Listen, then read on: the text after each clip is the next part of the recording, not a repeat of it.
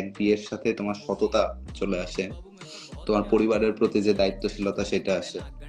তুমি এখানে কি বলে পরিবারের সাথে যে শুধু দায়িত্বশীলতা, ম্যাচুরিটি আসে। বিয়ে করা মানেই কিন্তু এক ম্যাচিউর হয়ে যাওয়া, ম্যাচুরিটি আসে। আর তারপর একটা মেন কথা হচ্ছে যে তোমার একটা ছেলের পদবি থেকে যে পুরুষের পদবিতে পদোন্নতি, সেটা তোমার সাথে সাথে চলে আসে বিয়ে করার সাথে সাথেই।